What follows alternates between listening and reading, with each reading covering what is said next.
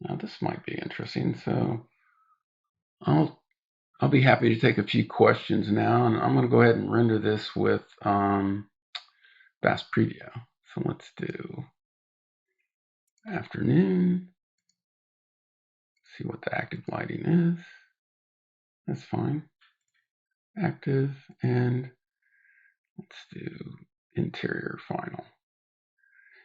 And by the way, we're probably going to change these because I know some people were confused by what's better.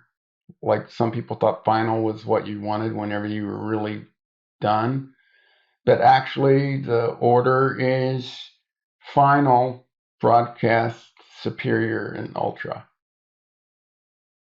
As far as final is the fastest, and it's called final because it's typically good enough. So I think we're going to go back and rename these similar to what we called them before. This is what they call them in view, and I think interior good, better, best, ultra, that might make more sense. So we'll be renaming those. Okay, so I'm going to say interior final, and I will try a fast preview render of view 2.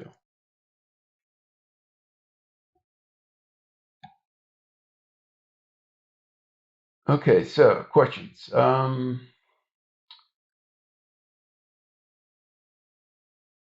Dominic's saying you usually use the filters in Photoshop. I mean, I think we've all done that, but there's a lot going on because they use all these different layers that are rendered out. Whenever you turn on NPR, there's a bunch of extra information that's rendered, and the tools work on that data. So, yep, the NPR is going to work with the trees. In fact, the NPR will work with even the ecosystem trees that are not there until you render.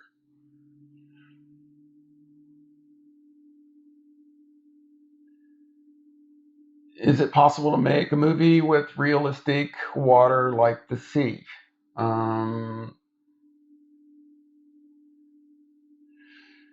I think that if you wanted to do that kind of thing, the other thing that we do is we let you export a complete view scene.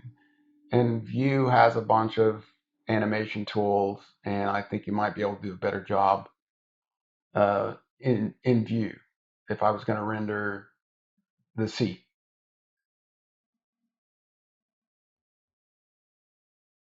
Okay, so you came in late. Where do you fire up the view render dialog? The view render dialog, if you're in update 15, should appear here. It's this guy. Everyone that's on this call today, I want you to go out and click this thing 10 times so that it appears that people are actually using it. Can you do that? Just make sure you're opening this guy up, and maybe open up the atmosphere editor. Give it a spin. Try it out. I don't know. Is Martin on the call? Let me look here. Martin Francis on the call, but I don't see the other guy. Okay, so I have received a couple of data sets that are a bit troubling and that the diffuse values are really low. One other thing to note in update 15, sorry, but if I have a material, if I'm using PBR, it's going to work. But if I had this cherry wood that I'm not using, and I did this in this version, it's going to work. But let's say it was 60%. This is inverted in update 15. It's wrong. So essentially, that would be 60% color and 40% texture. So if I really wanted it to be 60% texture, I'd have to set this to 40. And it's a bit of a bummer, right? So I would say convert to PBR and do the tinning in there, because in 16 it's going to get fixed. So if you go try to make it work, then it's going to be broken.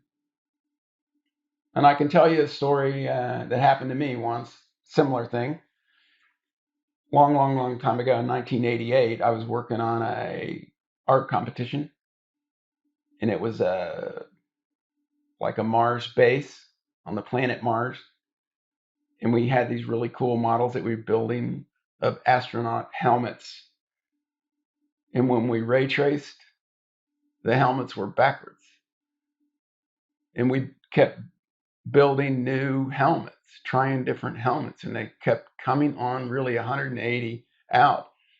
So the guy that was working on it is Bob Humanek, and I finally told him, I said, Bob, just put the helmet on backwards in the file, and then when you render, it'll be right. So sure enough, that's what we did. So all those guys had the heads turned around 180 degrees, and eventually they fixed it. So then, if but similar thing. Okay, so this finally rendered with my fast preview. Let's see if I can change the dialogue a little bit. Maybe. Yeah.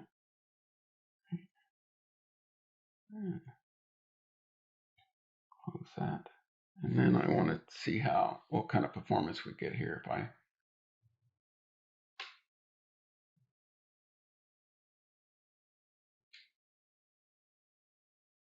move it around.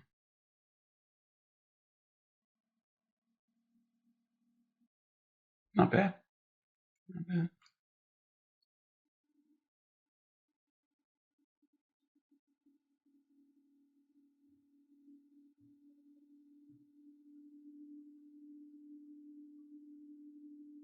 Pretty cool.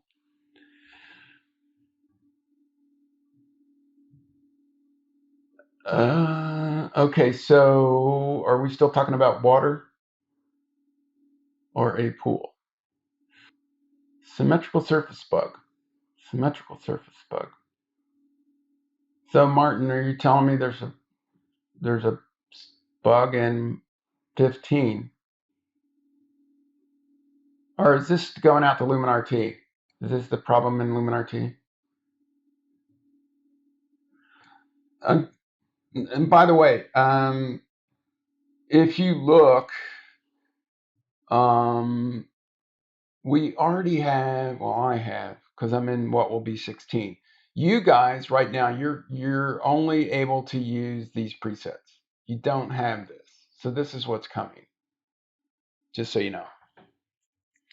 So this is going to be in 16. You will have real settings that you'll be able to set. And it'll be like Flexology, where, if I had interior final and I went in and I changed something,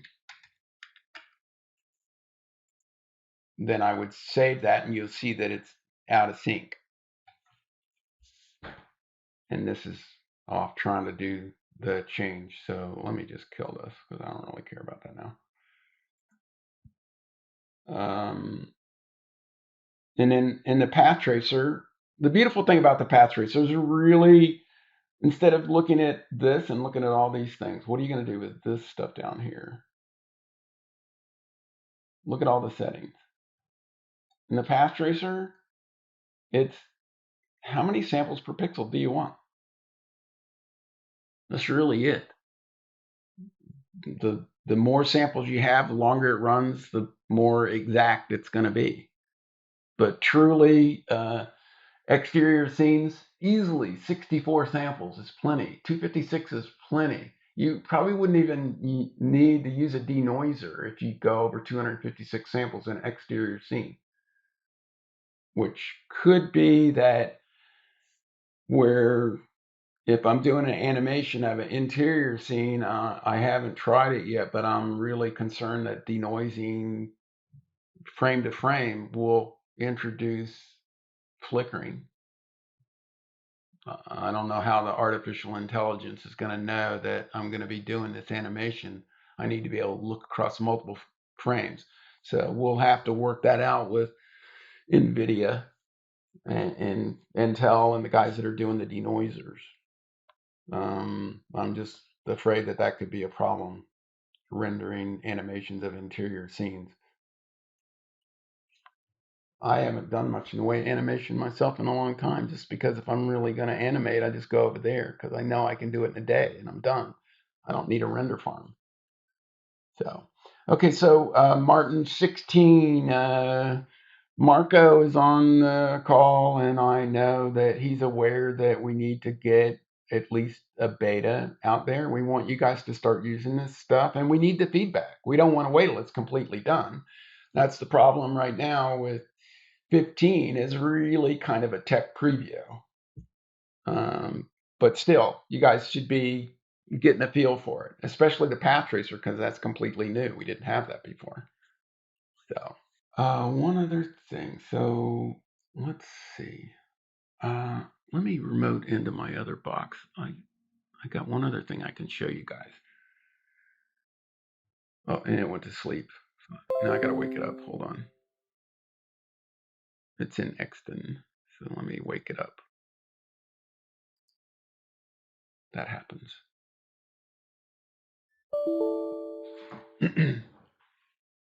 And Paul just put a fix today for something that I need. So let me, and I'm hopping.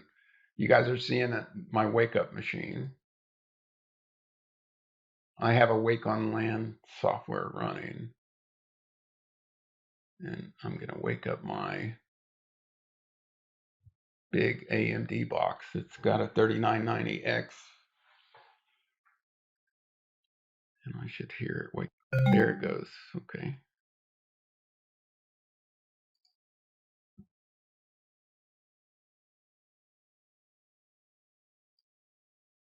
Okay. So it's on the other screen. So I'm just going to drag across the view dialog. Put it over here. Come on. Okay, and I'm going to bring across this guy because this is another thing that. So I noticed that if I used Cirrus Sunset, for instance, so let's put Cirrus Sunset in here.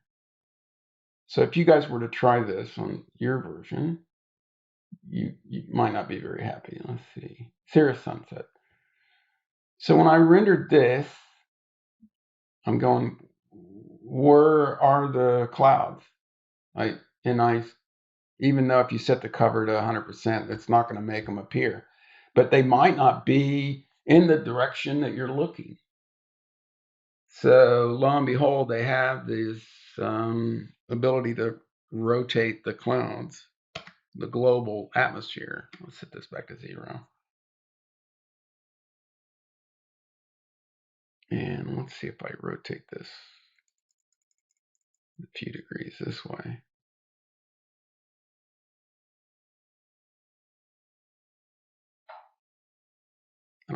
There we go. But now you can see that I have the ability to adjust the clouds. And before, you didn't have that ability. So you might have this beautiful atmosphere with some nice clouds, but it's never going to just by chance end up being that it's in the field of the view of the camera. So we've added that. And the other thing that we've added, I don't know if this is hooked up or not. It might be. So Paul just gave me a DLL to make this work, and that's why I'm just showing you this, but we're kind of on to this thing. So the other thing is Skylight Gain. So it turns out that if you're doing a scene that's got a setting sun, then you're looking into the sun. How does the stuff in the foreground get illuminated? Well, the only way to really illuminate it is with the light from the sky. And if you don't have any control over that, then it just was impossible, even with the tone mapper, to get it. So you could either see the sky, or you could, if you nuked your sky where it was too bright, then you might be able to start to see the terrain. So with Skylight Gain, you'll be able to take and add additional light from the sky, like ambient almost, to illuminate the scene, and it's the perfect thing for whenever you're doing, a sunrise or sunset image when the sun is really low in the sky. So anyway, we're on to this. We're working on a lot of new things. We're adding more stuff, not a whole lot more. So we need your feedback. And the reason I'm doing this SIG today is because I needed feedback. That's the reason I did the SIGs in the past. And this is more like a SIG now because we've moved to WebEx. So it's a bit more interactive, I believe, and than what we were using whenever I decided to do something else. At any rate, I really appreciate you guys attending. Everyone should have my email address, jerry.flynn@bentley.com. Shoot me an email if you have questions. Martin, I'd be happy to see any kind of data set that you have that's not working for you. And we're out of time. We're over a couple minutes. So again, guys, thanks for attending. Start pushing that render button. You know where it is, right? That's a purple one.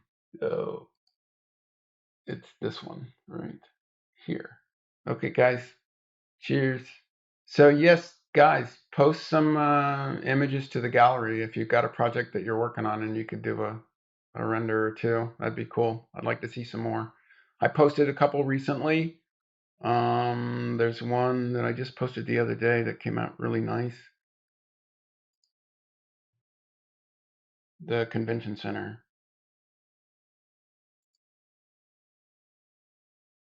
Let's see here. Yeah, these.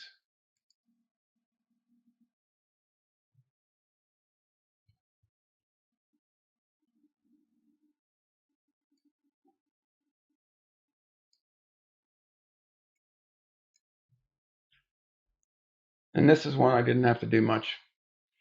Opened it up and rendered it, and it came out pretty good. I created a couple PBR materials for the floor.